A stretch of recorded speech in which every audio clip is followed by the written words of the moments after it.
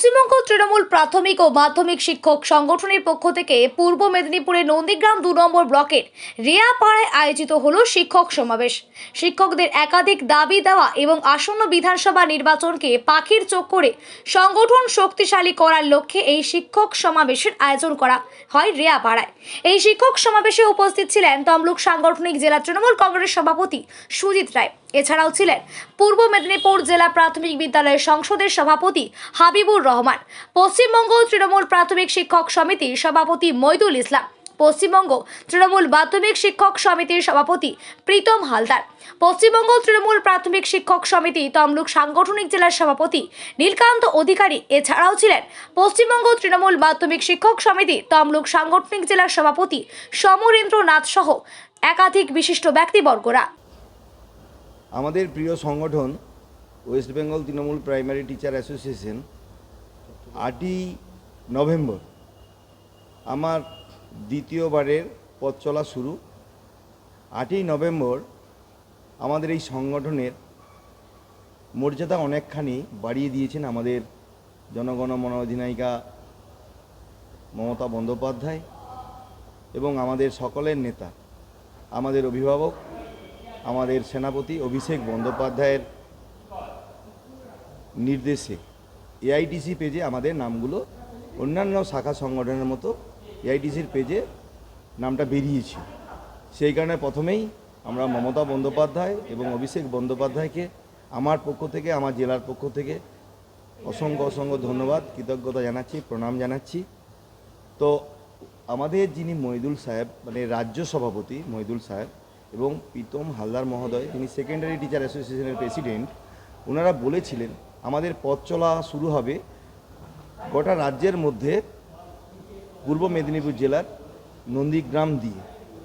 সেই কারণে ওনাদের নির্দেশক্রমে আমাদের জেলার যিনি অভিভাবক সুজিত রায় মহোদয়ের অনুমোদনক্রমে আজকে আমাদের এই শিক্ষক সমাবেশ অনুষ্ঠিত হলো। নন্দীগ্রাম 2 যে কমিউনিটি হল পঞ্চায়েত সমিতির, সেই কমিউনিটি হলে আমরা আজকে অনুষ্ঠিত করেছি। এই শিক্ষক সমাবেশে এক ঝাঁক নেতৃত্ব, শিক্ষক সংগঠন সহ মাদার তৃণমূল কংগ্রেসের নেতৃত্ববর্গ উপস্থিত ছিলেন, শাখা সংগঠনের নেতৃত্ববর্গ উপস্থিত ছিলেন, সর্বোপরি আমাদের জেলার সভাধিপতি সাহেব তিনি আমাদের মধ্যে উপস্থিত ছিলেন। মোটামুটি আমাদের এই শিক্ষক সমাবেশ 2টো থেকে শুরু হয়েছিল, যেখানে আমাদের টার্গেট ছিল প্রায় 1000-এর মতো। সেখানে বিভিন্ন চক্রের মধ্যে কম্পিটিশনের ফলে সেটা প্রায় 1400 ডেলিগেট আজকে উপস্থিত হয়েছে।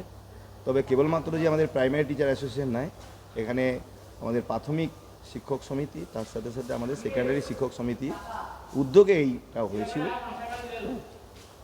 রাজ্য নেতৃত্বরা কি বার্তা দিল? রাজ্য নেতৃত্ব 2 ধরনের বার্তা দিয়েছে।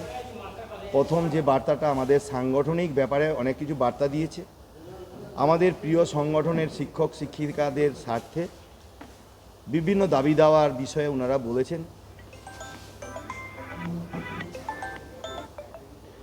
দাবি দেওয়ার বিষয়ে কিন্তু ওনারা অনেকটাই কিছু বলছেন, যেমন আমাদের হেলথ স্কিমটা খুব প্রয়োজন আছে, আর আমাদের যে সুপ্রিম কোর্ট যে টেট পরীক্ষা সকলকে দিতে হবে এরকম একটা বলেছেন।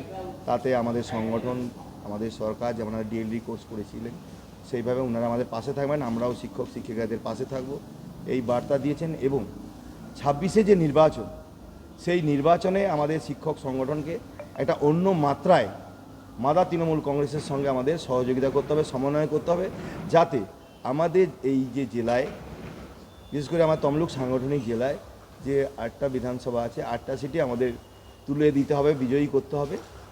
এই মর্মে আমাদের সকলের সঙ্গে সমন্বয় করে আমাদেরকে আমাদের জেলার অভিভাবকরা, আমাদের নেতৃত্ব যেমন নির্দেশ দেবেন, আজকে আমরা সেই নির্দেশ পালন করব এবং সাংগঠনিকভাবে ওনারা যা নির্দেশ দিয়েছেন সেইটা আমরা পালন করব।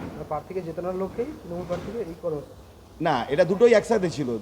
যা সাংগঠনিক আমাদের যা আছে সেগুলোও বাস্তবে মানে কীভাবে করা যেতে পারে, যে দামি দাম আমাদের ইনক্লুডিং একসাথে, ইনক্লুডিং। আমার নাম নীলকান্ত অধিকারী, পশ্চিমবঙ্গ তৃণমূল প্রাথমিক শিক্ষক সমিতি তমলুক সাংগঠনিক জেলার আমি সভাপতি।